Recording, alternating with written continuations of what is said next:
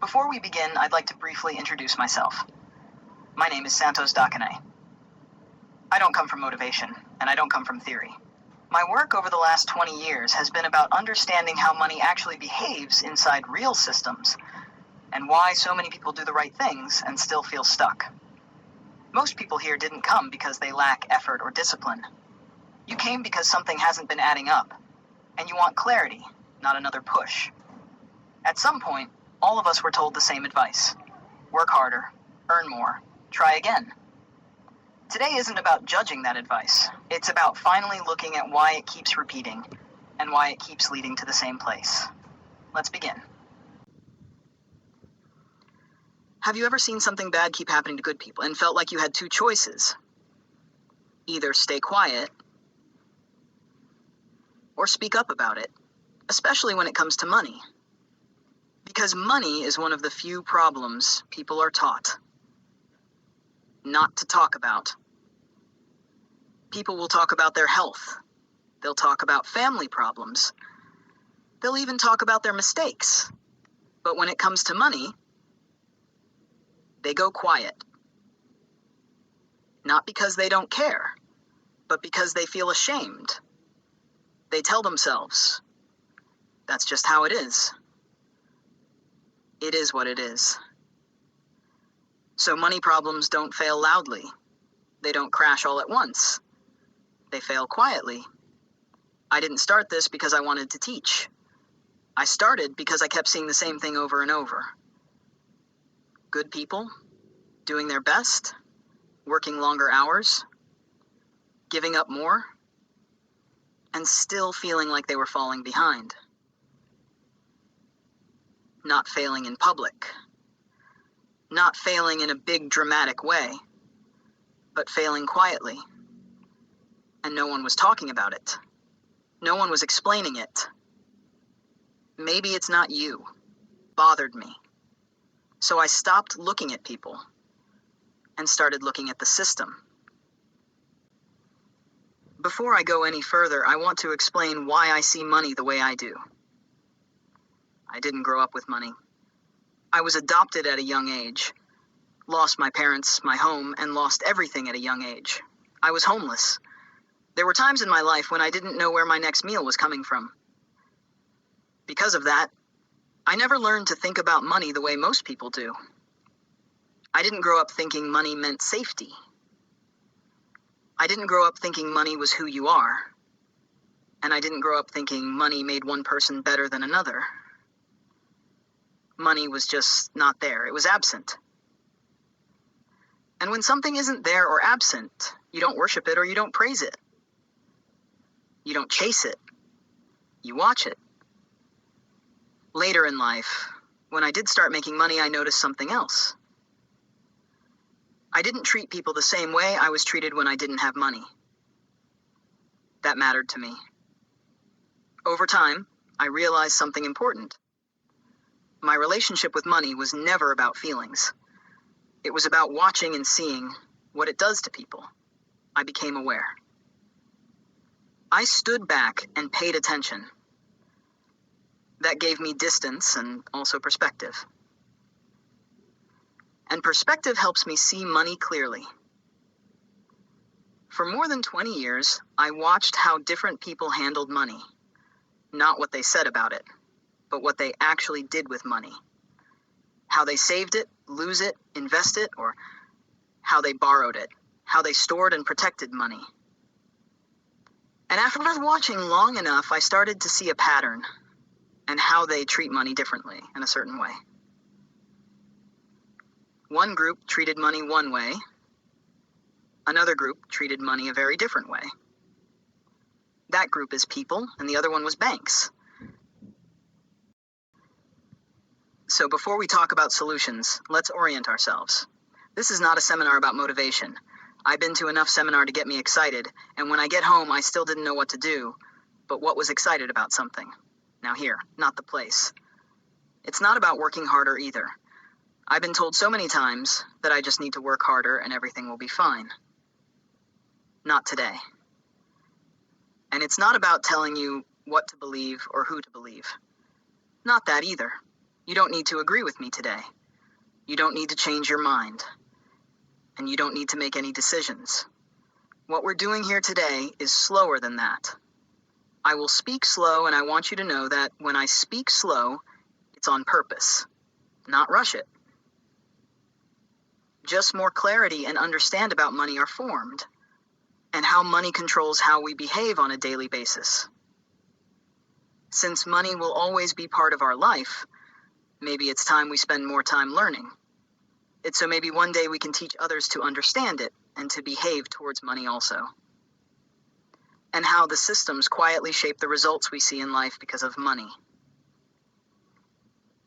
Most of us did not choose what we believe about money. We inherited those beliefs from people who influence us or gives us guidance, from our parents, from school, from culture, from people we were told to trust, and banks. Over time, those beliefs stop feeling like opinions. They start feeling like facts. And when something doesn't work, most people don't question the system. They question themselves. They think, I must be doing something wrong. Today, I'm not here to give advice. I'm here to show you how to look at things differently. If something you hear today challenges what you already believe, that's okay. You don't need to accept it.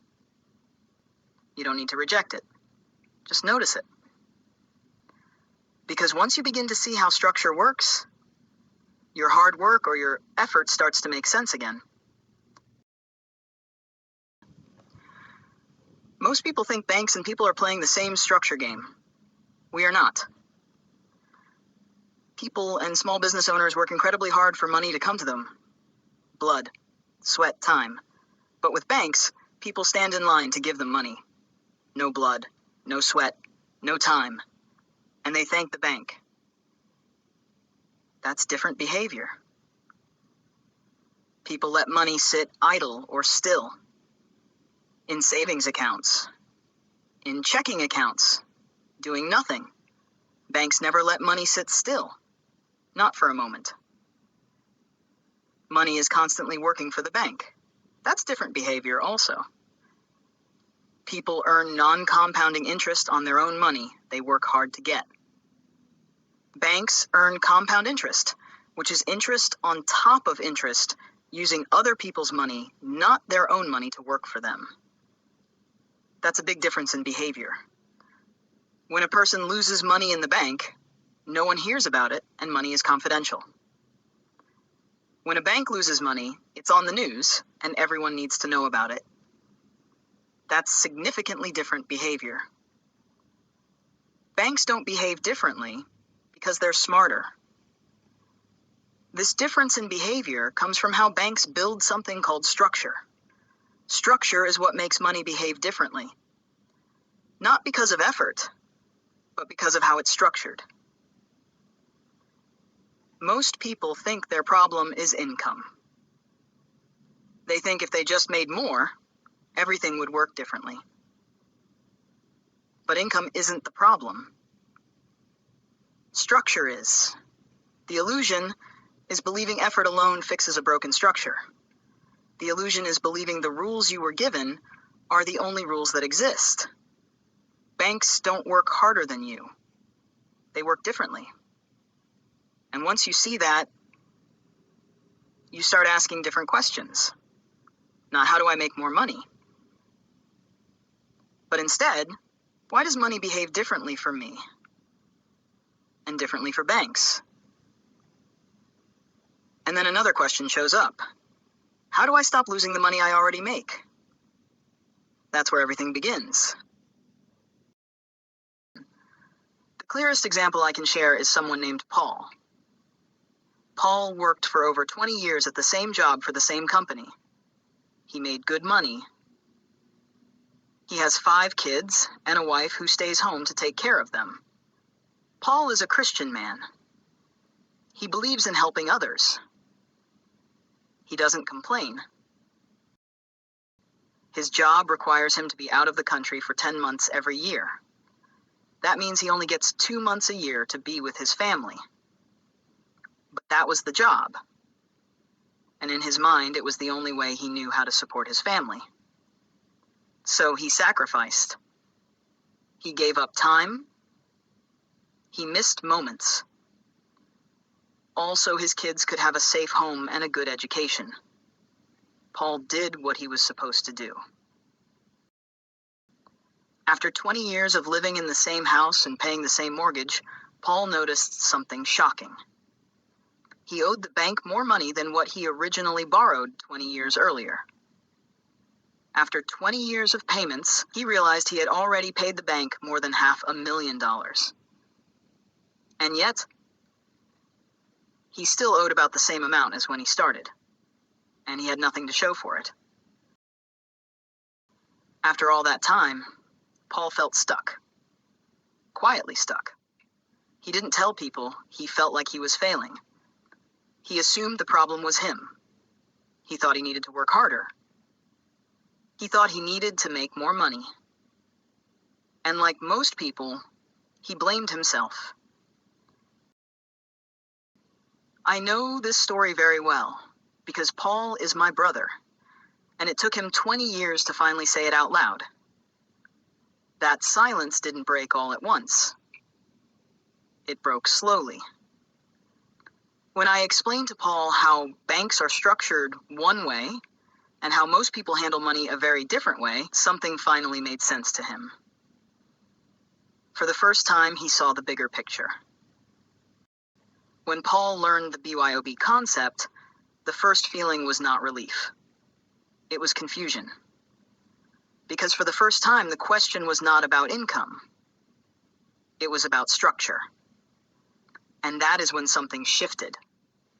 Not because he suddenly made more money, but because he realized the system he was using was working against him.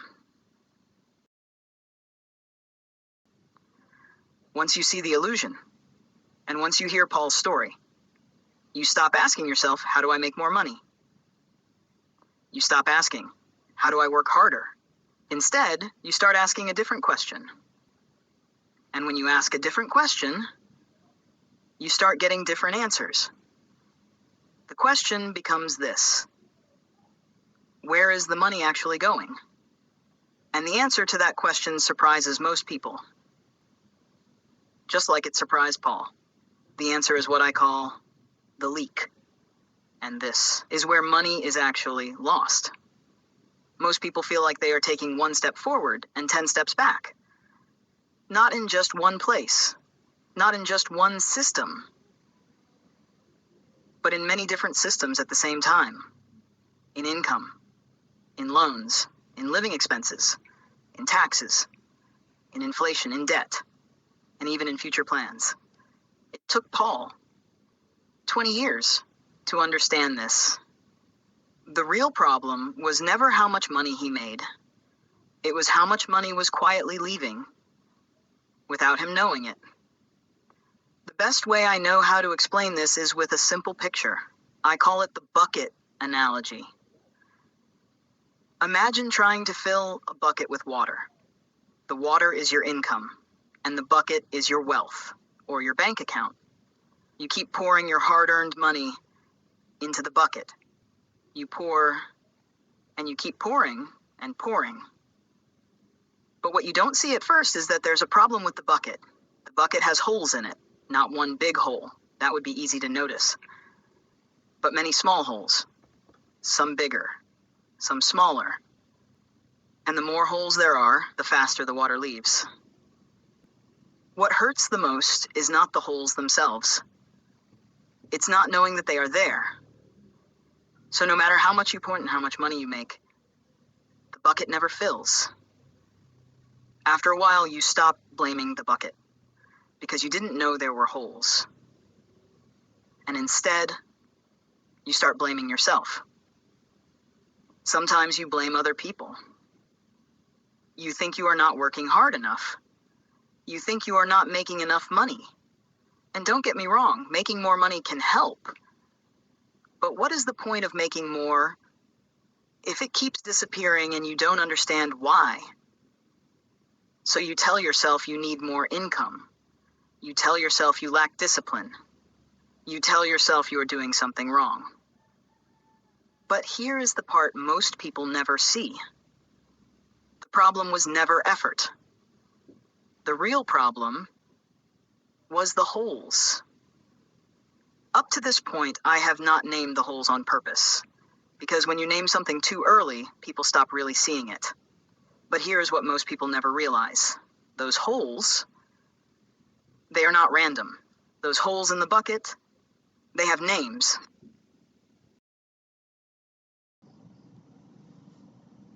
Now here's the important part. The holes aren't there by accident. They didn't appear because you failed. And they aren't proof that the system is broken. The system is actually working.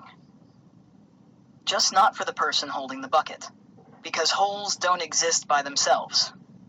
They exist inside systems. And systems are built around flow.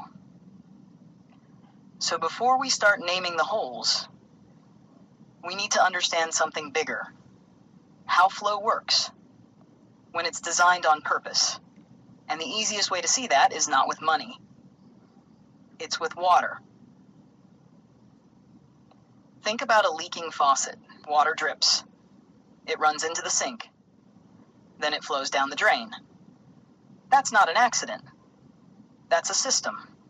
It moves to rivers. Rivers move to dams. Dams send water through pipes. Pipes lead to homes. Sinks lead to drains. The system works exactly as designed. The problem isn't the leak, and the problem isn't the water. The issue is where the water ends up. Most people let the water drip, hit the sink, and disappear down the drain. They still pay for the water, but they don't benefit from it. Now imagine something different. Instead of letting the water go down the drain, you place a bowl under the faucet. The same leak, the same system, nothing broken. But now the water collects. You put it in the refrigerator, it becomes cold. You drink it later. Same water. Same structure. Different result. You didn't stop the leak. You didn't change the plumbing. You didn't fight the system.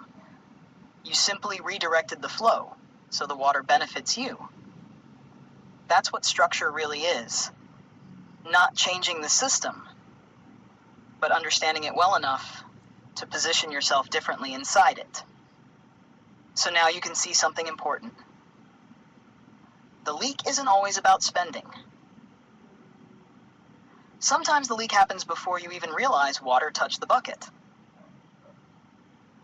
And once you understand flow, the next step is simple.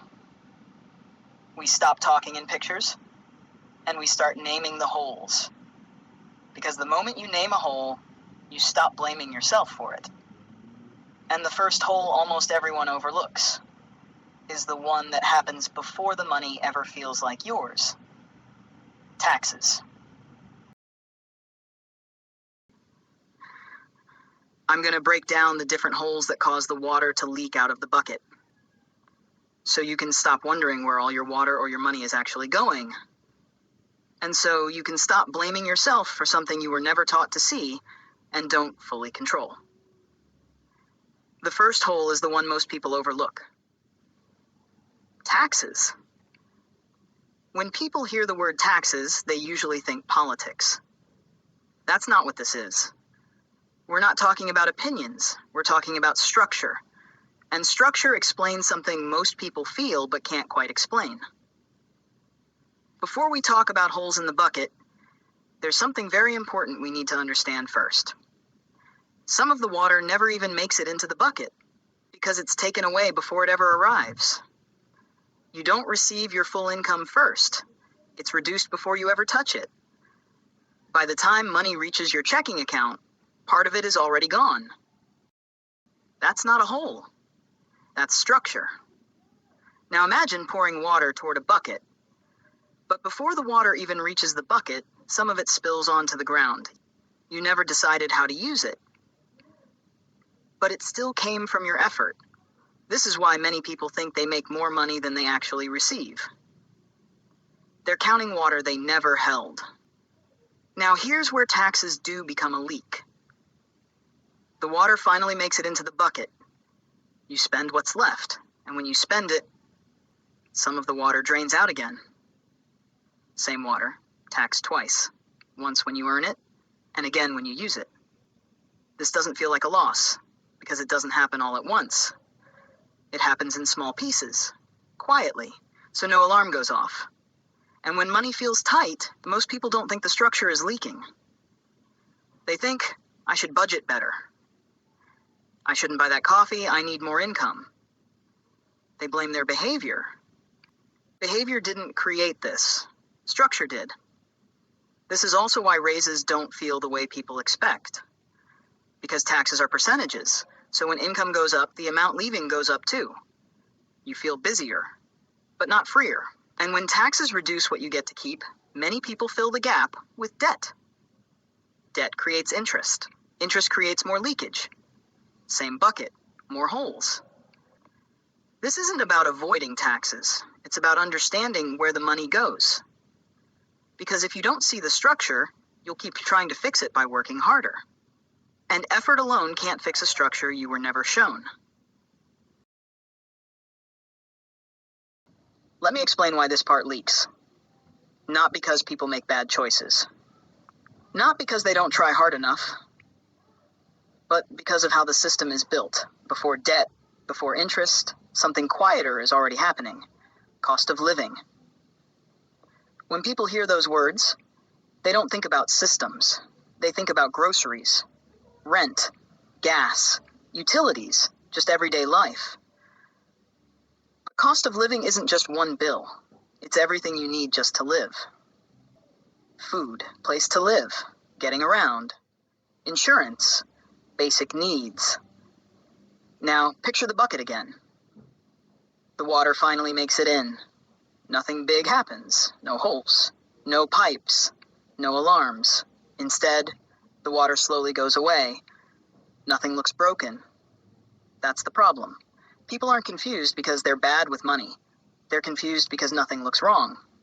They're pouring. They're working. They're doing what they were told to do. And yet, the bucket never fills. This is where Paul's story fits.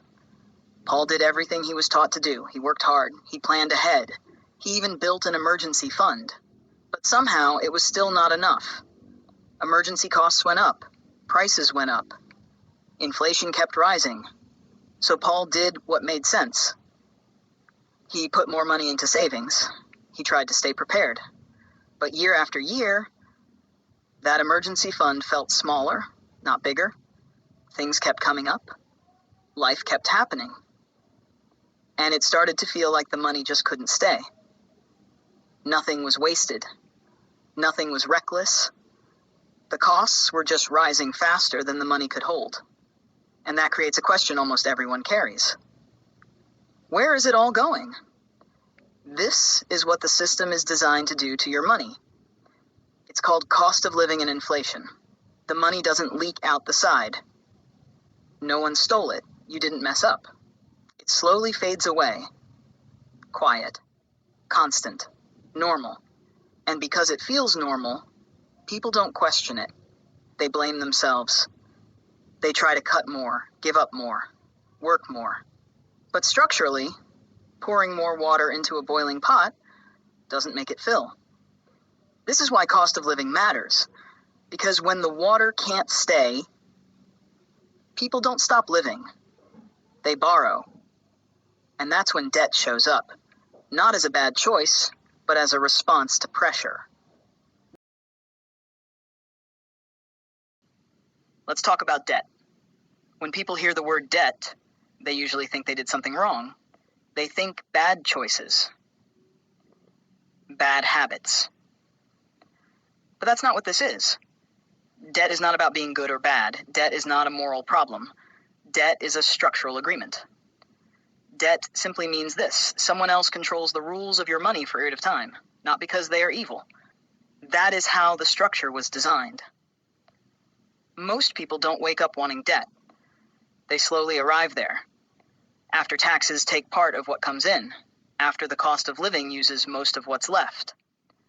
After emergencies show up without warning. Debt is not where the story starts. Debt is what fills the gap when the bucket can't hold enough water. Now imagine pouring water into a bucket. But imagine there is a pipe attached to the bottom of that bucket. You didn't choose the pipe. You didn't design the pipe. But once it's attached, every time you pour water in, water is already flowing out. That is debt. This is why people feel tired. They pour more in. They work harder. They make payments every month.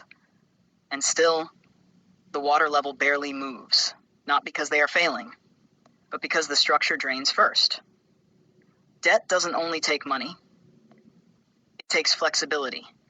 It decides what you can say yes to and what you are forced to say no to. That is why life feels tight, even when income looks okay. Debt does not mean you are irresponsible. It means your bucket was never built to handle this pressure. And when the pressure builds, people borrow more water instead of rebuilding the container. That is not failure. That is survival inside the system. Debt is the pipe connected to the leak. And the cost of that pipe is something we haven't talked about yet. That cost is interest. Now let's talk about what borrowed money really costs. On the last slide, we talked about debt, and we said something very important. Debt is not the problem. The way debt is built is the problem. We said debt is like a pipe attached to your bucket. It drains water whether you want it to or not. But now there's a bigger question. How fast does that water drain? That's where interest comes in. Now this part is important. When people hear the word interest, they think it is a fee, something you pay one time, and then it's over. But that's not how interest works. A fee happens once. Interest keeps going. Let's make this simple. If I poke a hole in a bucket, the water doesn't leak one time. It leaks the whole time. That is interest. It doesn't show up once. It shows up every day. So here's the key idea. Interest is not a fee. Interest is the size of the hole, and the size of the hole decides how fast money leaves your bucket.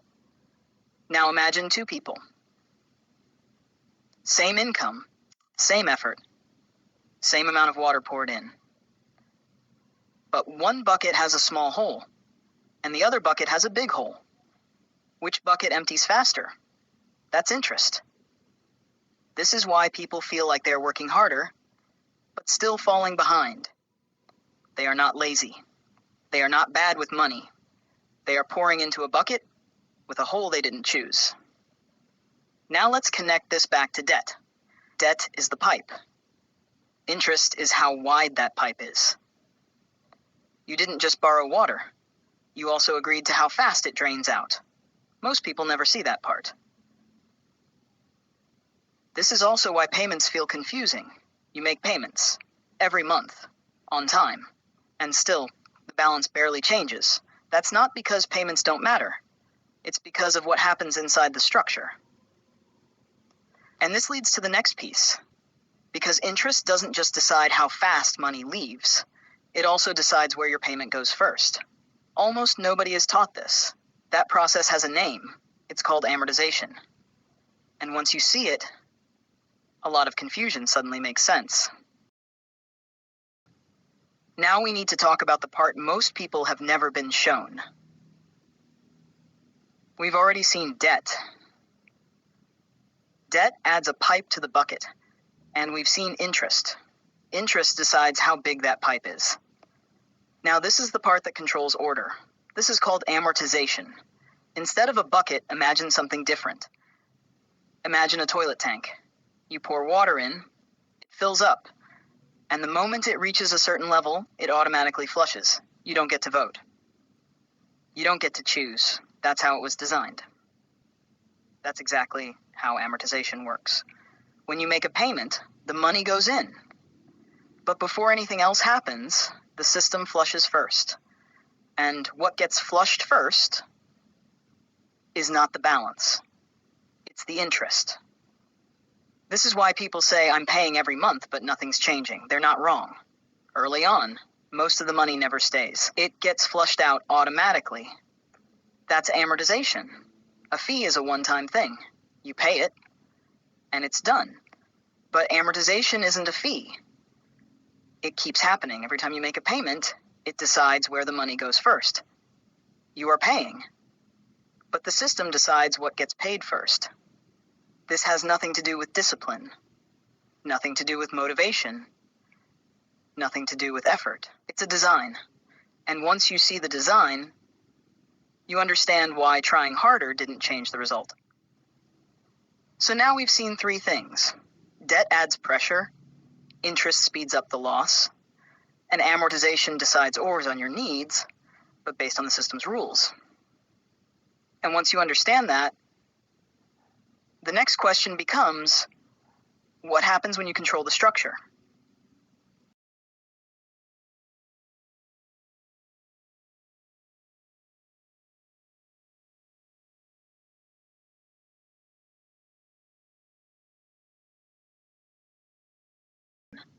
Now I want to talk about a leak that doesn't look like a leak. Lifestyle. When people hear the word lifestyle, they think shopping. They think wants. They think bad habits. That's not what this is. Lifestyle is not about buying more. Lifestyle is about changing how you live to try to make the bucket work.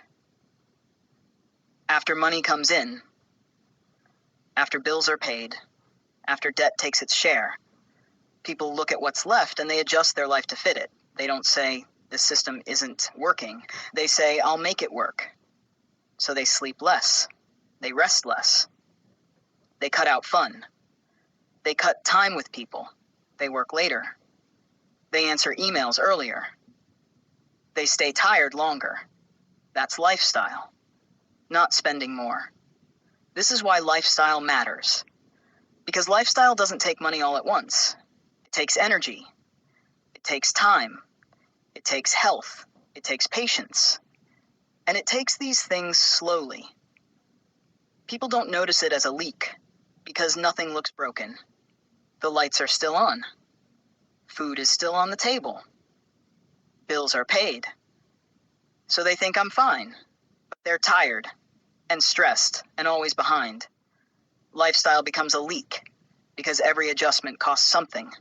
Less rest costs health. Less time costs relationships. More work costs peace. And none of that shows up on a bank statement. That's why this leak is dangerous. You don't see it leave. You feel it leave. People don't blame the bucket for this.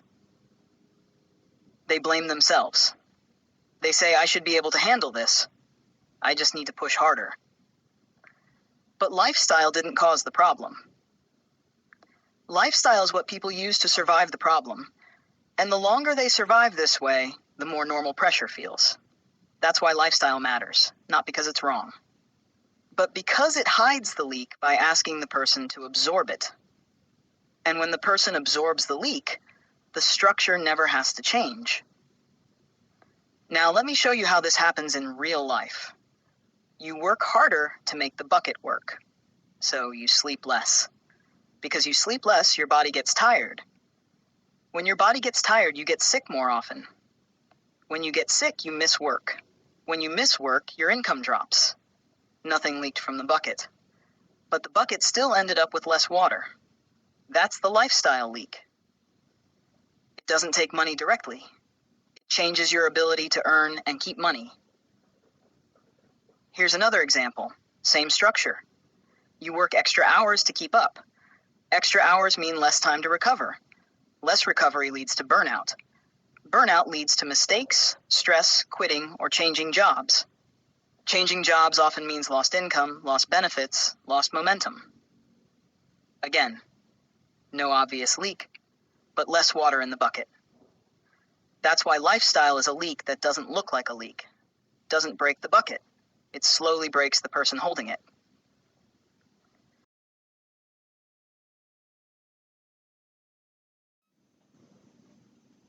Now I want to talk about a leak that happens even when nothing seems wrong. No debt. No emergency. No bad decision. Just money sitting still. This is called idle cash. Some people call it sitting money. Idle cash is money you don't spend. You don't lose it.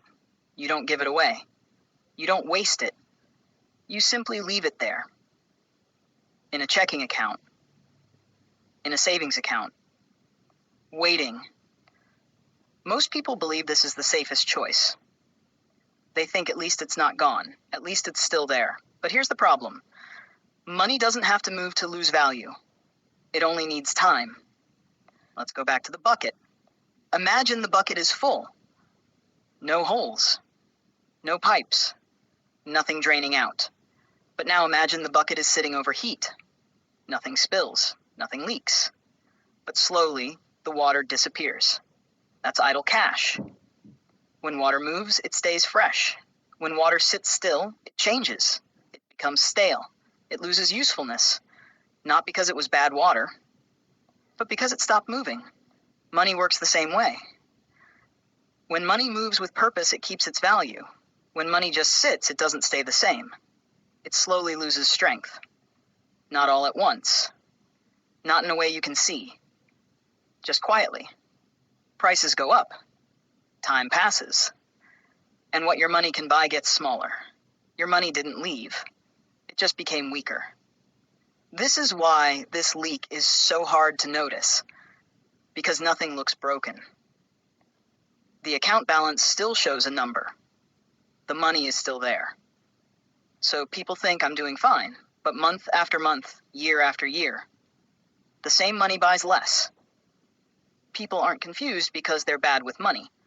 They're confused because nothing looks wrong. They're working. They're saving. They're being careful. And still, the bucket never feels full. So they carry a quiet question. Where is it all going? It's not leaking out the side. No one took it. You didn't mess up.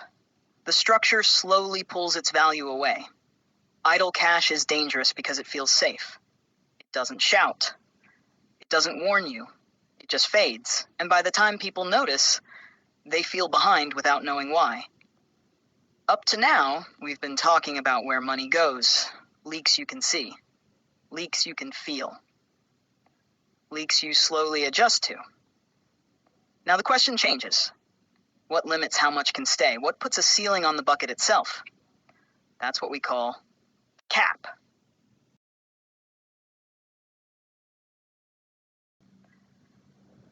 Up to now, we've been talking about leaks, holes in the bucket, places where money quietly slips away.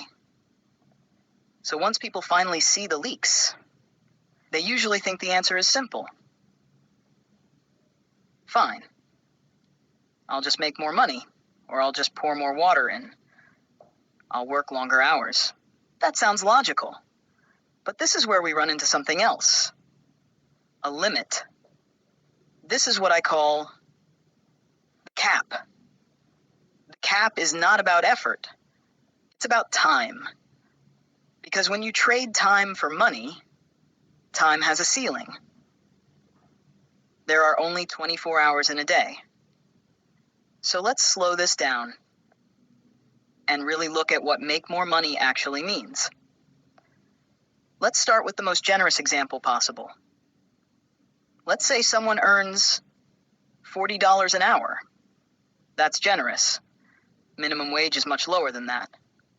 Now let's pretend they could work 24 hours a day. You can't work more than that. That's the ceiling. So $40 times 24 hours times 30 days. That gives you a number.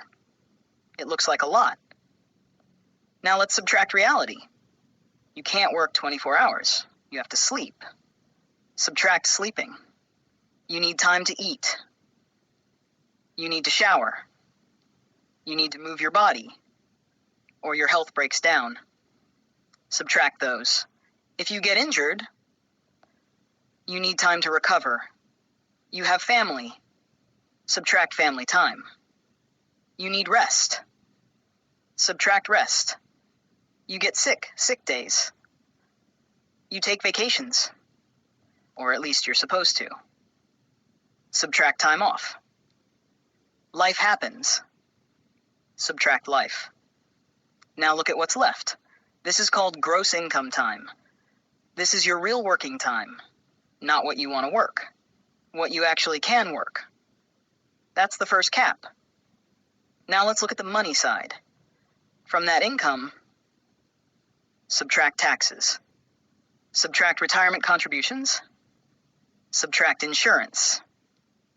What's left is called your net income, your real take-home pay. Now let's subtract some of the water because of the holes in the bucket. Let's start with cost of living. Subtract cost of living, food, gas, electricity, water. Subtract emergencies. Subtract things no one plans for. Subtract dining out, entertainment. Subtract loan payments, other debts. What you're left with is called cash flow, your leftover money. What you're really left with is not freedom. It's a ceiling. That number, no matter how motivated you are, no matter how disciplined you are, no matter how many seminars you attend, is the most you can make. Trading time for money. A long time ago, one income could support an entire family. There was room. Today, both people work full-time, often more than one job, just to stay afloat. Everything keeps going up. But income doesn't rise the same way. Raises and bonuses take time. If they come at all, that's inflation. Same bills, just higher. And yet the advice is always the same: make more money. But we just walk through the structure. Time has a ceiling. You can't outwork a system that limits time and leaks money at the same time. So income didn't fail you, the system did. So the real question isn't, how do I make more money? It's this: if money keeps coming in, but nothing ever stays, what would actually have to change? Everything we've talked about so far explains why this feels so hard, and now you can see the problem. It's not a motivation problem. It's not an effort problem. It's a structure problem. And once you see that, what comes next isn't about working harder. It's about understanding how the structure works. But that's not where we go today. Today was about seeing.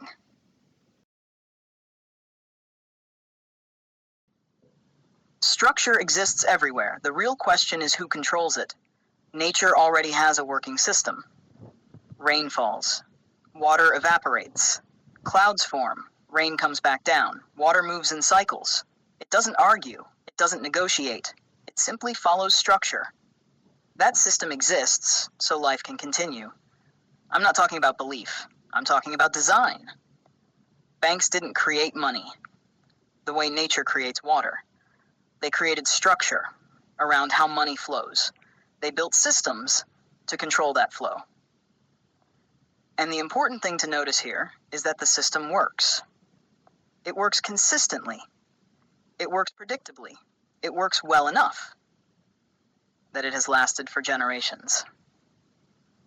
So this isn't about a broken system.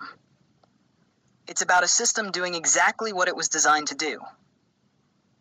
Think about electricity. People pay an electric bill every month. That doesn't mean the electric company is bad. It means they created a structure controlling how electricity flows. When you understand the electricity structure, you didn't argue with the power company. Instead, you learned how to create your own electricity system by installing solar panels. You didn't change the system. You figured out a different way to work electricity to your advantage. Now think about water. People pay a water bill every month. That doesn't mean the water company is bad. It means they created a structure controlling how water flows. When you understand the water structure, you didn't argue with the water company. Instead, you learned how to create your own water system by collecting rain, storing it, filtering it, and reusing it. You didn't change the system. You figured out a different way to work water to your advantage. Same water. Different structure. Now imagine money. People pay interest every month. That doesn't mean the bank is bad. It means the bank created a structure controlling how money flows. When you understand the money structure, you didn't argue with the financial institution. Instead, you learned how to create your own BYOB structure system. You didn't change the system. You figured out a different structural way to work the money problem to your advantage. Same money, different structure. Think about water again. A dam controls it. Filters clean it. Pipes decide where it goes. Meters decide who pays and how much. That's not good or bad. That's structure. People don't receive rain directly. They receive water after the system touches it, after it's controlled, after it's filtered, after it's measured, after it's priced. That matters. Most people live downstream of a system they didn't design. They don't collect the rain. They don't control the flow. They don't own the system. They receive what's left. So when water feels expensive, they assume they need more water. Instead of asking, who controls the collection? That's not a personal failure. That's positioning. What I'm not saying is banks are bad. What I am saying is banks learned structure early. They didn't work harder inside the system. They learned how to design it. There are different ways to structure flow. One way is centralized. Another way is personal. One way collects later. Another collects earlier. One way depends on access. Another depends on structure. That's not rebellion. That's a design choice. This seminar isn't about motivation. It's not about effort. It's about understanding how systems work. Because systems create results. And effort cannot override structure. You don't have a motivation problem. You don't have an effort problem. You've been trying to fix a structure problem with personal sacrifice. Most people never get this far. They just work harder and quietly blame themselves. If anything shifted for you today, it wasn't because I told you what to do. It's because you saw something differently. And once you see structure, you can't unsee it. You don't need to decide anything right now. You don't need to agree with me. Just notice this. If effort wasn't the problem and income wasn't the solution, then the next step isn't working harder. It's understanding structure. And once you understand structure, you can stop trying to fight the system and start learning how to align with it. What you do with that awareness is up to you. Part 1 is awareness, seeing the structure. Part 2 is learning how to design it. Some of you asked what comes next. That's what Part 2 is for. You can find the next step at www.byobsantos.ca.com/buildyourownbucket. Part 2 is where structure stops being an idea and becomes something you can actually build.